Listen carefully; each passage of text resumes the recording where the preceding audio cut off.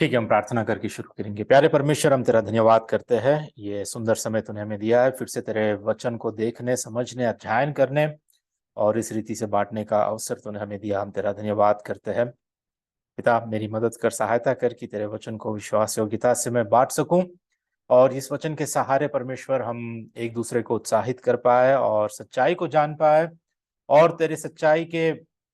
अ, तेरे सच्चे वचन को हमारे जीवन में हम लागू कर पाए। सुनने के कान हमें दे, ग्रहण करने वाला मन हमें दे।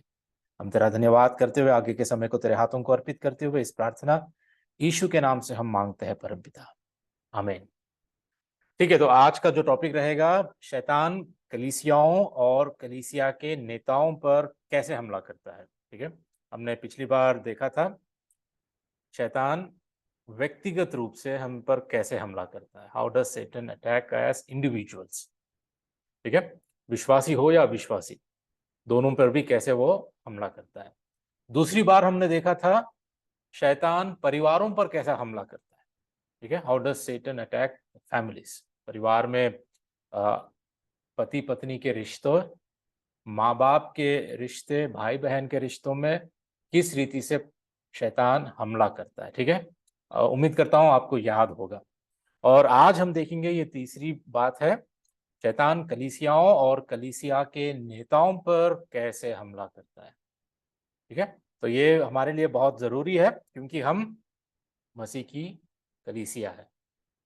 ठीक है, और हमारे बीच कलीसिया को चलाने वाले नेता भी है।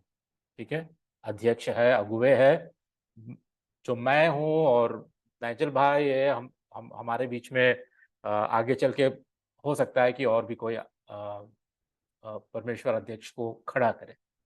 तो ये हमारे लिए बहुत जरूरी है और जो सुनने वाले हैं, सुन रहे हैं, आगे सुनने भी वाले हैं, उनके लिए भी ये बहुत महत्वपूर्ण है कि हम जाने कि शैतान की रणनीति कैसी होती है, उसके चाल कैसे होते हैं, वो कैसे हम पर हमला करता है।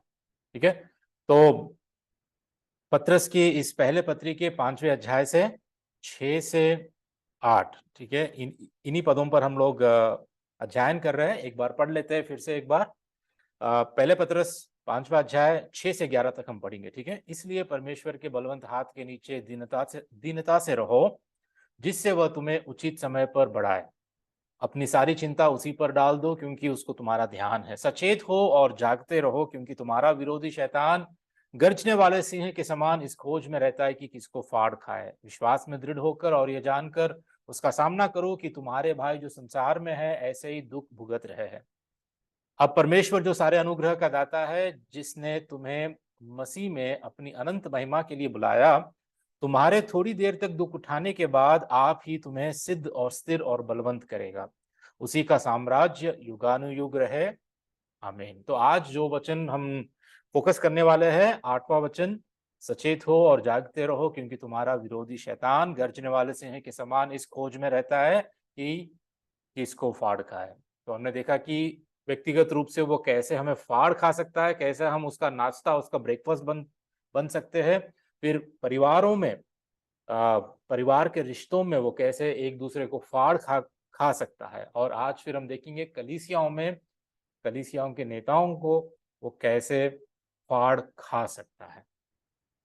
ठीक है, तो शुरू करते हैं कलीसियाओं के ऊपर हमले के विषय में। ठीक है, कलीसियाओं पर हमला, कैसे वो कलीसियाओं पर हमला होता है। थोड़े वचनों को मैं आपके आगे रखना चाहता हूं, उन्हीं वचनों के आधार पर हम लोग आज के इस संदेश को हम देखने वाले हैं। ठीक है, तो सबसे पहले सताव द्वारा हमला। ये कोई नई बात नहीं है, हम सब जानते हैं कि अटैक बाय परसिक्यूशन, कि शैतान कलीसियाओं पर सताव को लेकर आता है और ये जब परमेश्वर अनुमति इसकी देता है तभी ये होता है। ठीक है, और ये सताव द्वारा हमला शैतान का कलीसियाओं पर कब हुआ है, कैसे हुआ है, शास्त्र में हम कैसे देख पाते हैं, वचन क्या कहता है हमें। थोड़े वचनों को, ठीक है, सारे नहीं, थोड़े वचनों को मैं आपके आगे रखना चाहता हूं कि किस रीति से सताव द्वारा हमला। ठीक है, सबसे पहली बात, प्रकाशित वाक्य का 2:10 में हम वहां देखते हैं स्मरना। ठीक है, स्मरना की कलीसिया जो है, वहां पर कैसे शैतान सताव को लेकर आया, परसिक्यूशन को लेकर आया। ठीक है, लिखा है कि जो दुख तुझको झेलने होंगे, उनसे मत डर, क्योंकि शैतान तुम में से कुछ व्यक्तियों को जेल खाने में डालने पर है, ताकि तुम परखे जाओ, और तुम्हें 10 दिन तक क्लेश उठाना होगा। प्राण देने तक विश्वास योग्य रहे तो मैं तुझे जीवन का मुकुट दूंगा। ठीक है, कहने का ये मतलब है कि ये कलीसिया में, प्रकाशित वाक्य में हम पढ़ते हैं कि स्मरना की कलीसिया के लोगों को वो बंदी गृह में या जेल में डालने के लिए वो तैयार था, और ऐसा हुआ भी है कि हम देखते हैं। तो सताव के द्वारा शैतान हम पर हमला कर सकता है, कलीसियाओं पर हमला कर सकता है, और ये कोई अचंभा करने वाली बात नहीं है। आज भी कई कलीसियाओं पर, ठीक है, कई देशों में, कई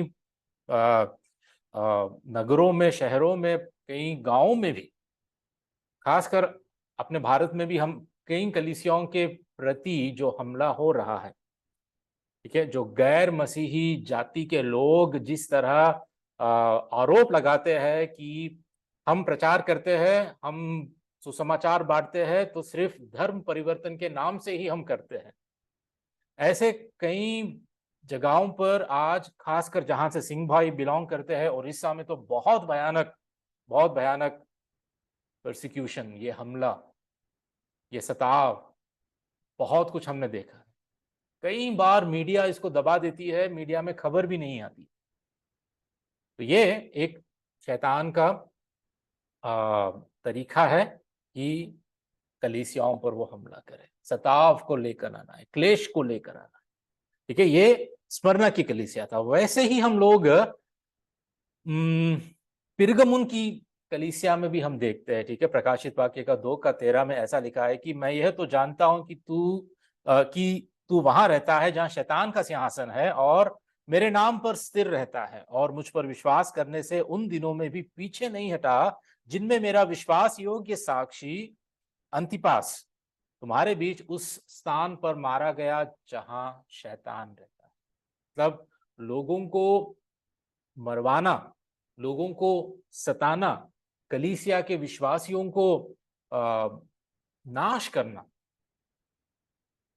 ठीक है, ये सब कुछ कब होगा? परमेश्वर जब अनुमति देता है तभी होता है। लेकिन ये शैतान द्वारा एक प्रकार का हमला है कलीसियाओं पर, सताव के द्वारा, जहां पर यहां पर हम देखते हैं कि शहीद होना पड़ा एक ऐसे विश्वास योग्य साक्षी जिसका नाम अंतिपास था। ठीक है, उसको शैतान जहां रहता है, जहां पर शैतान का सिंहासन है, कहता है वचन की, वहीं पर उसको शहीद होना पड़ा, वो अपने प्राण को वहीं पर दिया। तो इसमें हम देखते हैं कि शैतान लोगों को प्रेरित करके उनके द्वारा सताव को लेकर आता है, क्लेशों को लेकर आता है। ठीक है, तो ये बात कलीसियाओं के विषय में है, और आगे चल के हम देखेंगे कि कलीसियाओं पर और किस रीति से हमला कर।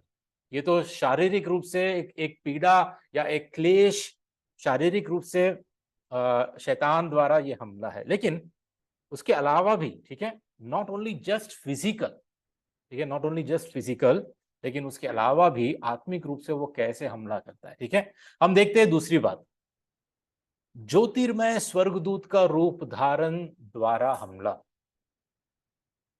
हम जानते हैं, इंग्लिश में हम कहते हैं कि he deceives as an angel of light. ठीक है, हम उसको देख नहीं पाते, he is invisible, but we should know that he is powerful. Reality में हम उसके कामों को हम वी कैन एक्सपीरियंस, हम अनुभव कर पाएंगे, हम देख पाएंगे। हम अगर हम जांच है, अगर परखने की हम कोशिश करें, तो we can see that how the devil deceives, वो कैसे भरमाता है, वो कैसे एक ज्योतिर्मय स्वर्गदूत का रूप धारण करके। ठीक है, समझो कि अगर अभी आपके बीच में, हमारे बीच में शैतान अगर आके खड़ा हो गया, it is very easy to recognise, है ना, बहुत इजी है, बहुत आसान है। जैसा कि मूवीज में बताते हैं, शैतान के 2 सिंह होते हैं, उसके बड़े बड़े दांत होते हैं, सब कुछ देखकर अगर हम सच में, अगर वैसे ही वो अगर हमारे बीच आ गया, हमें पता भी नहीं कि वो सच में वैसा दिखता है या उसका रूप वैसा है, हमने कभी देखा नहीं, हम जानते नहीं।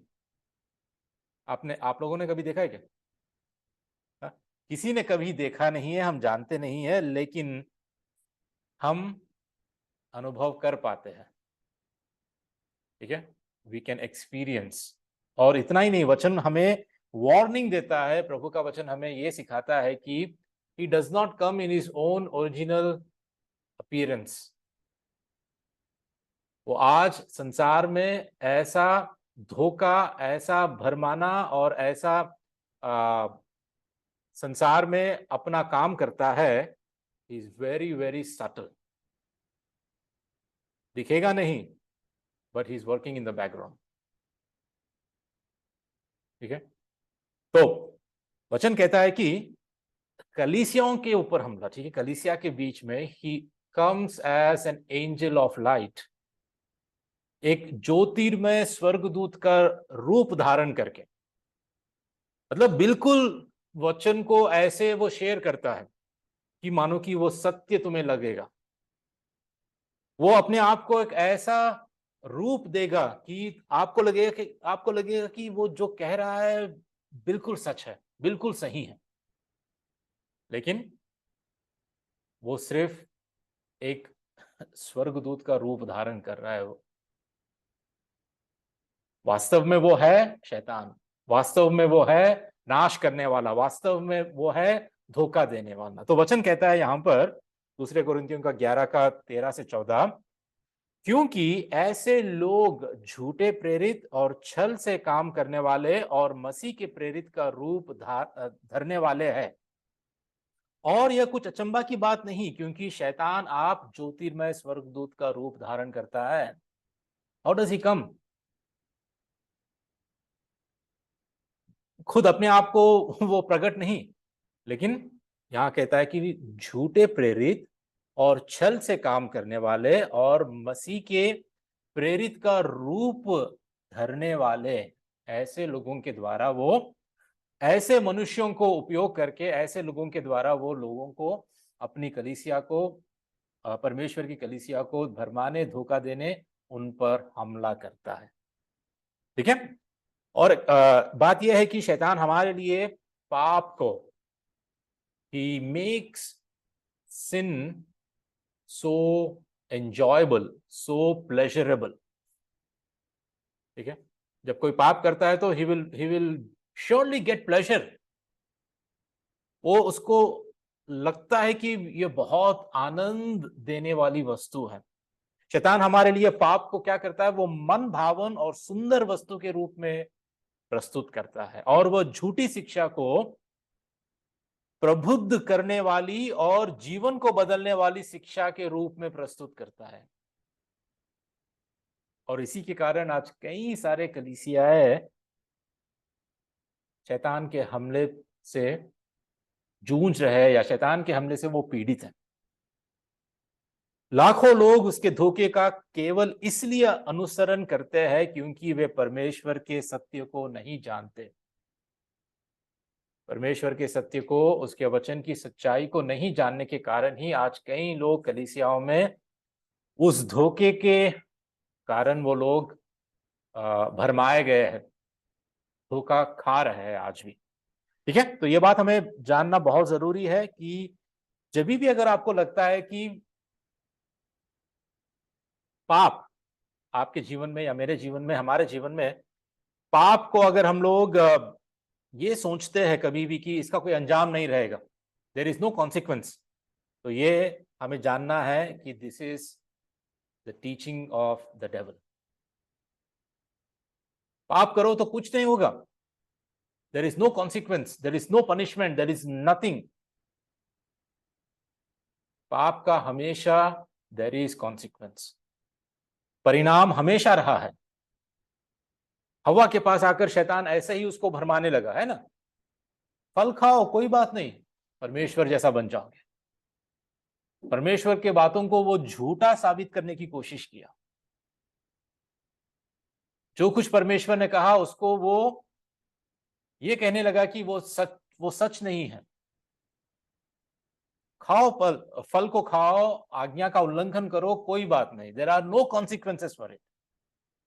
और वो जब खाओगे तो इतना आपको आनंद मिलेगा, उस क्षण भर के आनंद के लिए लोग भरमाने लगते हैं, धोखा खाने लगते हैं। आज कलीसियाओं में भी ऐसा ही हो रहा है, कलीसियाओं में भी ऐसा ही हो रहा है कि हम लोग कोई झूठी शिक्षा को भी जब हम परखते नहीं है, जब हम सच्चाई को हमें पता नहीं होता है, तो क्या होता है कि हम उसी शिक्षा को ये मानते हैं कि wonderful, this teaching is so good, कितना अच्छा है,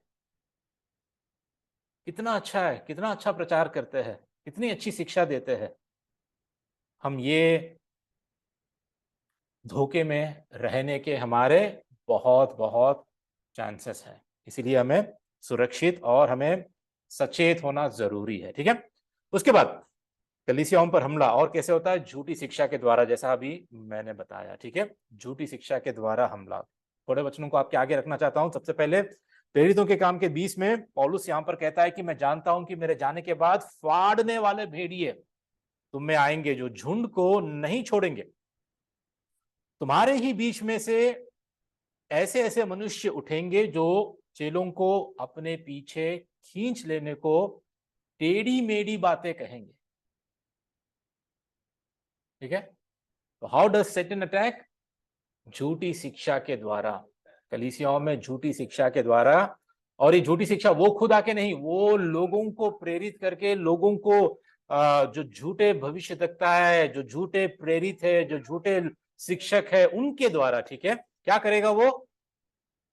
फाड़ने वाले भेड़िए इनको खड़ा करेगा। ठीक है, ऐसे ऐसे मनुष्यों को उठाएगा उनके बीच में।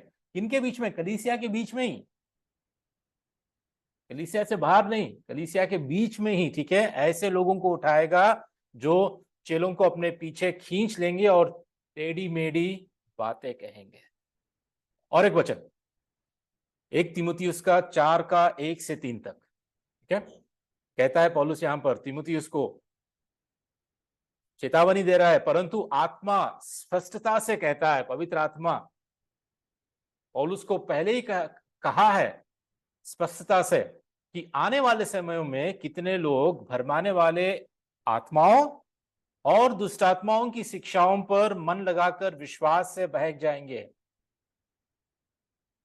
ठीक है, this is the doctrine of demons. शैतान के और दुष्ट आत्माओं के सिद्धांत और शिक्षाओं पर वो मन लगाकर वो बहक जाएंगे। वो उन झूठे मनुष्यों के कपट के कारण होगा। ठीक है, ये भरमाने वाले और दुष्ट आत्माएं, ये कैसे कैसे लोगों को भड़काएंगे? उन झूठे मनुष्यों के कपट के कारण। They are hypocrites. क्यों? क्योंकि वो कुछ कहते हैं और करते कुछ है। उनका जीवन, जो वो बातें कहते हैं, जो प्रचार करते हैं, उस जीवन उन बातों के द्वारा या उन बातों से मेल नहीं खाता है। ठीक है, और जिनका विवेक मानो जलते हुए लोहे से दाया गया है। मतलब वो कुछ गलत भी करते हैं तो उनको महसूस नहीं होता, कभी एहसास नहीं होता कि वो कुछ गलत कर रहे हैं। और इन झूठी शिक्षाओं में क्या शामिल है? 2 बातों को यहां पर पौलुस रखता है। कहता है कि जो विवाह करने से रोकेंगे और भोजन की कुछ वस्तुओं में से परे रहने की आज्ञा देंगे, जिन्हें परमेश्वर ने इसलिए सृजा कि विश्वासी और सत्य के पहचानने वाले उन्हें धन्यवाद के साथ कहेंगे। मतलब यहाँ पे उनका कहने का यह मतलब है कि अगर आप शादी नहीं करोगे और कुछ ऐसे वस्तुओं को, ऐसे चीजों को अगर तुम नहीं खाओगे, तो तुम पवित्र रह सकते हो। पवित्रता या होलीनेस का जो सोर्स है, उसको कैसे तुम कमा पाओगे? You be holy by not getting married, be holy by not eating somethings. ऐसे डाइट को खाओ जिससे तुम अपवित्र ना हो जाओ। ठीक है, तो ये झूठी शिक्षा है। ये तो केवल 2 उदाहरण यहां पे पौलुस हमें देता है, लेकिन हम और कई वचनों में हम देख पाते हैं कि बहुत सारे ऐसी झूठी शिक्षा है। ठीक है, तो ये this is the doctrine of demons. इससे आज कलीसियाओं पर हमला हो रहा है, ठीक है, झूठी शिक्षा के द्वारा। और एक बात, पहले तीमुथियुस के 6:3-5 में पौलुस ऐसा कहता है कि यदि कोई और ही प्रकार का उपदेश देता है, और ही प्रकार का सुसमाचार सुनाता है, और ही प्रकार के यीशु को प्रचार करता है, ठीक है, यदि कोई और ही प्रकार का उपदेश देता है और खरी बातों को, साउंड डॉक्ट्रिन, ठीक है, खरी बातों को अर्थात हमारे प्रभु यीशु मसीह की बातों को, और उस उपदेश को नहीं मानता जो भक्ति के अनुसार है, तो वह अभिमानी है और कुछ नहीं जानता, वरन उसे विवाद और शब्दों पर तर्क करने का रोग है। ठीक है, तो ये सारी बातें वहां पर कहता है, क्यों? क्योंकि कलीसियाओं पर हमला होने का एक जो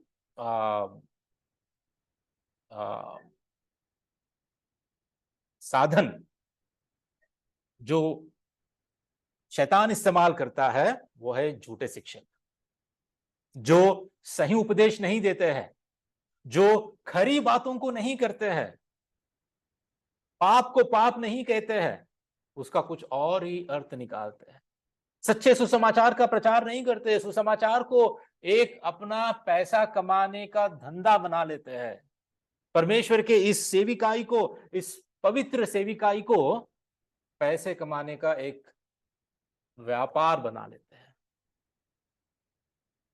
सही शिक्षा को वो नहीं देते हैं, सही उपदेश को जो प्रभु यीशु मसीह ने खुद कही है, उनकी बातों को, उनकी खरी बातों को वो सिखाते नहीं हैं।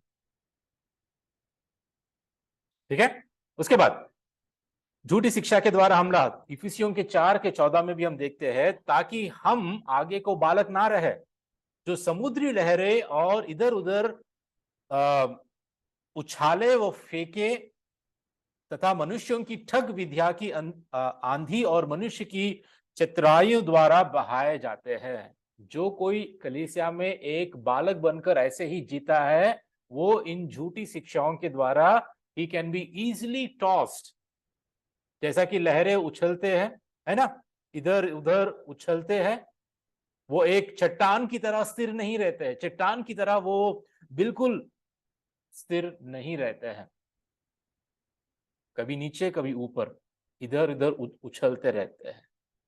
तो शैतान इस रीति से मनुष्यों की ठग विद्या की आंधी और मनुष्य की चतुराइयों द्वारा वो कलीसियाओं पर हमला करता है, कलीसिया के लोगों पर हमला करता है। ठीक है, तो ये बातें थी कलीसियाओं पर हमला। अब हम देखेंगे कलीसियाओं के नेताओं पर हमला। ठीक है, कलीसिया के जो अध्यक्ष है, जो अगुए हैं, इन पर कैसा हमला होता है। ठीक है, सबसे पहली बात, आत्मिक अहंकार और बदनामी। क्यों मैं इन बातों को कह रहा हूं, आत्मिक अहंकार के विषय और बदनामी के विषय में? क्योंकि जब हम देखते हैं, याद है आपको पिछली बार मैंने आपको अध्यक्ष की योग्यताओं के बारे में मैंने बताया था, क्वालिफिकेशंस ऑफ ए पास्टर। एक अध्यक्ष, एक पासवान, एक अगुआ अगर परमेश्वर का अध्यक्ष का उस रोल को या उस फंक्शन को या उस काम में अगर वो होता है, तो उसको नियुक्त करने से पहले उसकी योग्यताओं को देखना चाहिए। और वो क्या योग्यता है, हमने पिछली बार कई योग्यताओं को हमने देखा था, हो सकता है आपको याद है उसमें, कि वो संयमी होना चाहिए, वो पियक्कड़ नहीं होना चाहिए, हाँ, और एक ही पत्नी का पति होना चाहिए, उपदेश देने वाला, खरा उपदेश देने वाला होना चाहिए। ये सारी बातें, कई सारी बातें हमने देखा था। ठीक है, तो ऐसे अध्यक्ष पर कैसे शैतान हमला करता है? तीमुथियुस को लिखते हुए पौलुस कहता है, ठीक है, पौलुस यह कहता है कि यह बात सत्य है कि जो अध्यक्ष होना चाहता है तो वह भले काम की इच्छा करता है। यह अवश्य है कि अध्यक्ष निर्दोष और एक ही पत्नी का पति, संयमी, सुशील और कई सारे योग्यताओं को, गुणों को पौलुस हमें वहां पे सिखाता है पवित्र आत्मा की प्रेरणा के द्वारा। और साथ ही साथ ये भी कहता है कि फिर यह कि नया चेला ना हो, ऐसा ना हो कि अभिमान करके शैतान के समान दंड पाए। He should not be a new believer. क्यों क्यों ये वार्निंग दे रहा है? क्योंकि अगर वो नया विश्वासी है, परिपक्व नहीं हुआ है, वो परिपक्व की दशा में नहीं है, तो देर इज ए डेंजर कि एक ऐसा शैतान उस पर वार कर कर हमला करने का अवसर है जहां पर ही कैन बिकम प्राउड। वो अभिमानी हो सकता है, वो अपने आत्मिक घमंड के द्वारा, आत्मिक अहंकार के द्वारा शैतान जैसा दंड पा सकता है। पता है ना आपको, शैतान उसका अहंकार ही उसको गिराया, उसके अहंकार के कारण ही वो दुष्ट बन गया। द ओरिजिनल सिन, जो पहला पाप जो धरती पर नहीं हुआ, जो स्वर्ग में हुआ था, है? उसके मन में जो कि मैं भी परमेश्वर जैसा बनूं, क्यों मेरी लोग आराधना क्यों ना करें, वो जो घमंड की जो जो सोच विचार उसके अंदर आया था, उसके कारण वो दंड पाया। तो ऐसे ही पौलुस कहता है कि आत्मिक अहंकार ना एक बहुत बड़ी बीमारी, ऐसी बुरी भयानक बीमारी है जिससे शैतान हमला कर सकता है। उसके हमले के उसको तुम अवसर दे सकते हो अगर एक अध्यक्ष नया चेला है। ठीक है, तो इसीलिए अध्यक्ष को चुनने के लिए हमें बहुत ही केयरफुल रहना चाहिए, बहुत ही सावधानी हमें बरतनी चाहिए। और ये भी कहता है कि और बाहर वालों में भी उसका सुनाम हो। सुनाम, बदनाम, दो ऑपोजिट है। सुनाम मतलब अच्छा नाम, ए गुड रेप्यूटेशन। बदनाम मतलब he has a very bad reputation. तो जो कि एक अध्यक्ष बाहर वाले, आउटसाइड द चर्च, कलीसिया के बाहर वालों के समाज के बीच में अगर एक अध्यक्ष का सुनाम नहीं है, बदनाम है, वो बदनाम है, हो सकता है कि वो जो प्रचार करता है वो वैसे वो जीता नहीं होगा, हो सकता है कि वो पियक्कड़ है, वो हो सकता है कि वो लालची है, वो हो सकता है कि वो झूठा प्रचारक है, हो सकता है कि और कुछ हो। लेकिन अगर सोचो कि समाज में वो बदनाम है, समाज में उसका नाम ठीक नहीं है, तो क्या लिखा है यहां पर? ऐसा ना हो कि निंदित होकर शैतान के फंदे में फंस जाए, उसके ट्रैप में आ जाएगा वो, उसके शैतान के फंदे में फंस जाएगा वो, अगर उसका जीवन बदनामी जीवन है। ठीक है, अगर लोग उस पर निंदा डाल रहे हैं कि हो सकता है कि वो सच्चा शिक्षक है और उसके उसकी शिक्षाओं से लोग सहमत नहीं होंगे, वो बात अलग है।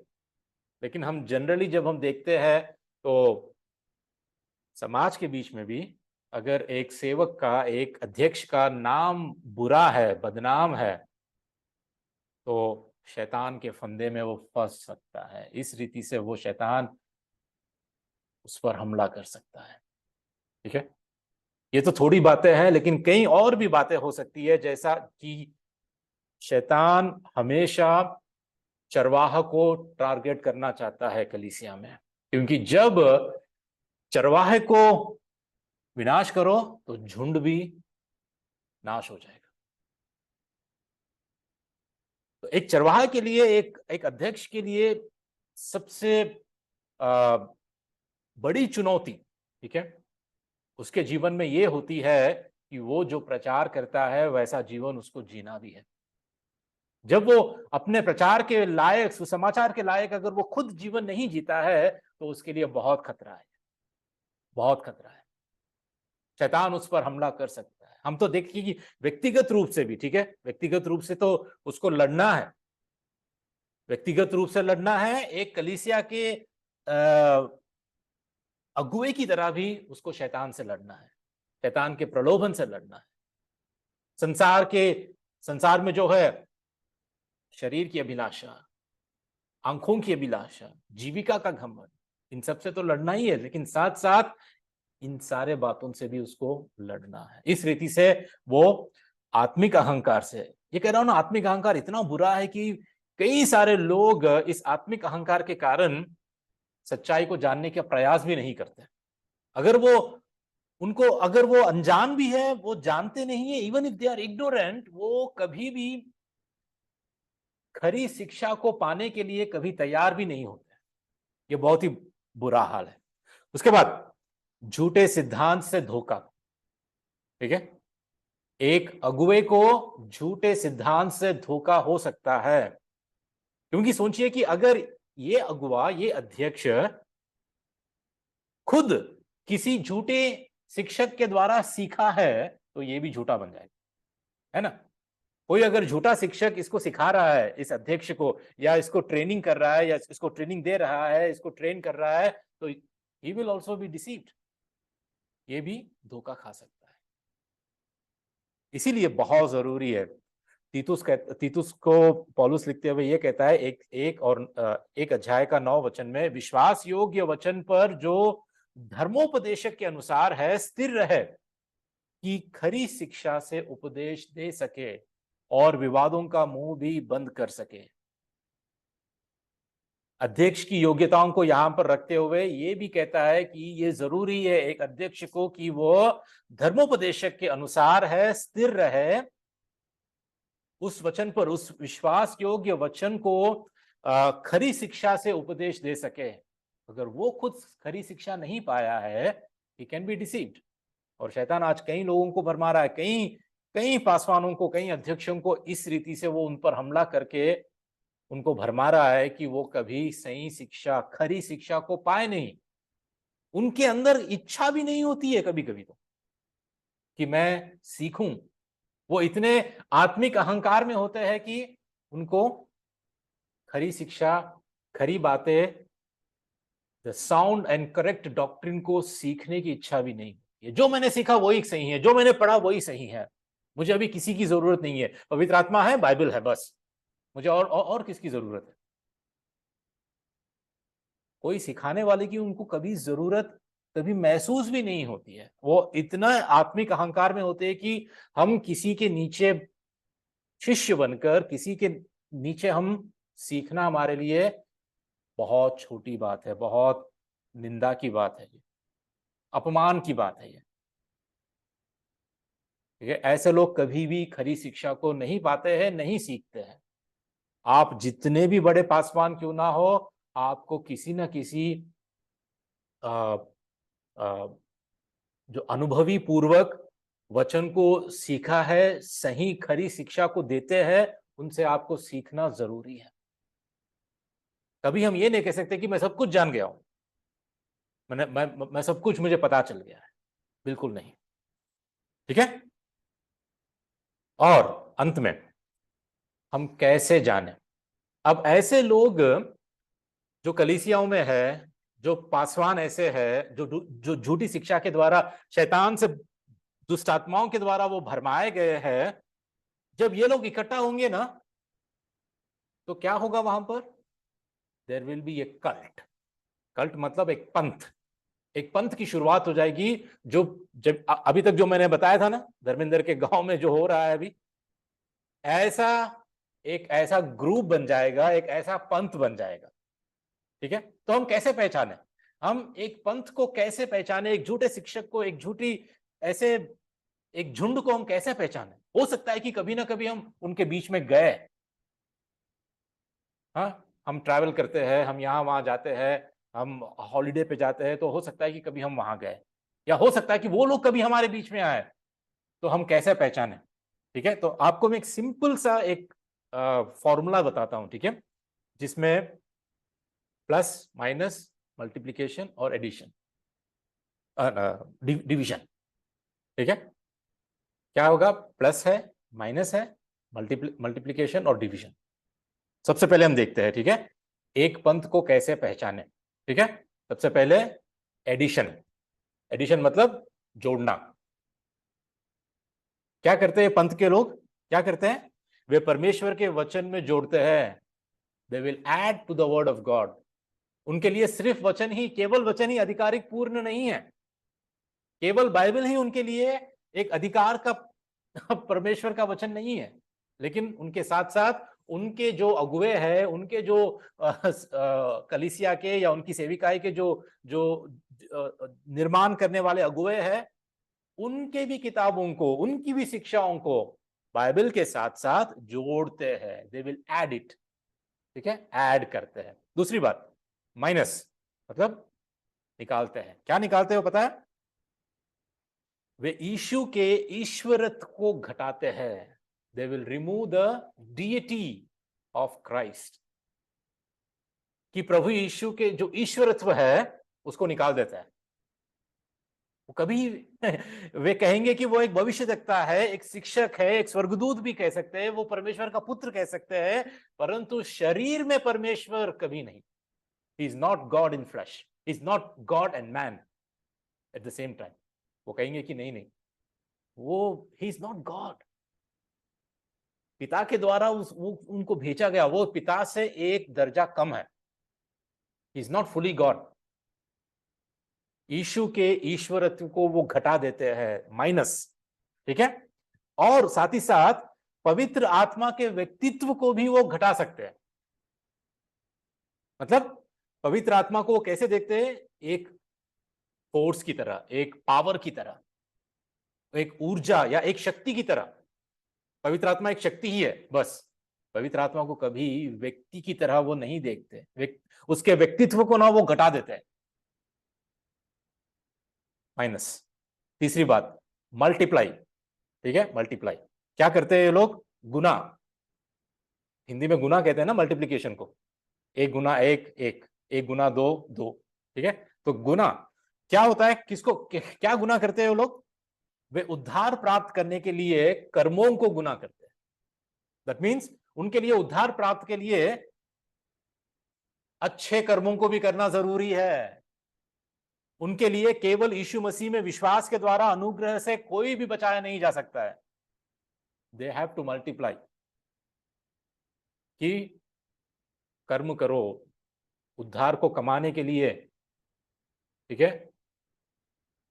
और कभी कभी विश्वासियों में भी वो लोग ऐसा प्रचार करते हैं, उद्धार को कमाने के लिए तुम्हें उपवास करना है, उद्धार को कमाने के लिए तुम्हें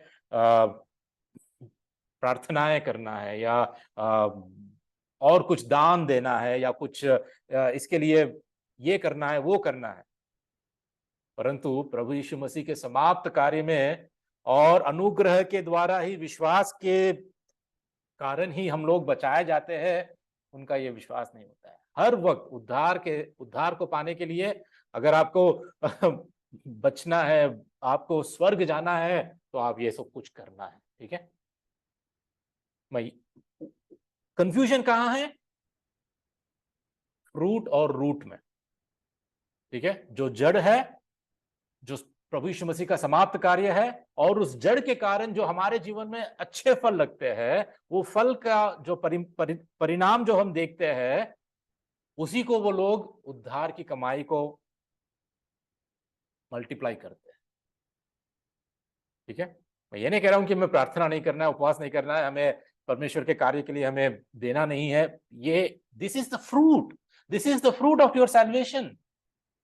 ये उद्धार जो तुम्हारा जड़ है, उसके कारण आया हुआ फल है ये। बट फॉर देम, एक पंथ के लिए क्या है? उद्धार कमाने के लिए उसको तुम्हें कमाना है, अपने कार्यों को जोड़ना है, ठीक है। उसके बाद लास्ट, डिवीजन, ठीक है। डिवीजन मतलब क्या कहते हैं कि विभाजन करना, ठीक है। वो क्या करते हैं? वे आपकी वफादारी को विभाजित करते हैं। उनकी प्राथमिक वफादारी पंथ और उसके नेताओं के प्रति है, ना कि मसीह के प्रति। मतलब उनके पंथ के जो नेता है, नायक है, अगुवे है, उनके प्रति ये ज्यादा वफादार है, प्रभु यीशु मसीह के प्रति नहीं। अगर कोई भी उनके साथ मिलता है तो वो क्या कहते हैं कि सबसे पहले हमारे नेता, हमारे अगुवे की बात सुनो तुम, वो जैसा कहते हैं उनकी बात मानो, चाहे वचन के विरोध भी वो क्यों ना हो। वचन में कभी ऐसा कहा भी नहीं गया है, लेकिन फिर भी ये हमारी रीति है, ये हमारा नियम है। हमारे चर्च में अगर आपको आना है, हमारे बीच में अगर आपको रहना है, तो आपको ऐसा ही फॉलो करना है। और गैर सदस्यों के साथ संबंध नहीं किया जा सकता। वो साफ साफ कहते हैं कि अगर आप हमारे मेंबर नहीं हो तो हम आपके साथ संगति नहीं कर सकते। उनके मेंबर्स के साथ ही गैर सदस्यों के साथ आप नहीं मिल सकते। अगर आपके परिवार में भी कोई उस चर्च का मेंबर नहीं है तो आपके परिवार में भी, आपके परिवार के खुद के सदस्यों से भी आप रिश्ता नहीं रख सकते। आपको डिवाइड कर देते, आपको विभाजित कर देते। तो इस रीति से हम एक पंथ को हम पहचान सकते हैं। We can recognise a Christian cult in this way. बहुत ही भयानक, बहुत ही खतरनाक और बहुत ही हमारे लिए आज सोचने वाली बात है कि हम सच्ची शिक्षा में आज क्या हम बढ़ रहे हैं। क्या हमारी कलीसिया, हमारे नेताएं, हमारे अध्यक्ष, क्या शैतान के हमले से हम लोग बच पा रहे हैं? क्या खरी शिक्षा में हम अपना जीवन बिता रहे हैं? हम बढ़ पा रहे हैं? क्या हम नम्रता से, हम आत्मिक अहंकार से ना होकर, समाज में हमारी बदनामी से हम ना होकर, क्या हम सच्चाई में उस रास्ते पे हम चल रहे हैं? ये हमारे लिए बहुत ही जरूरी है सोचना। मैं यहीं पर समाप्त करना चाहता हूं। परमेश्वर इस वचन के द्वारा हमें आशीष दे। चलिए हम प्रार्थना करके समाप्त।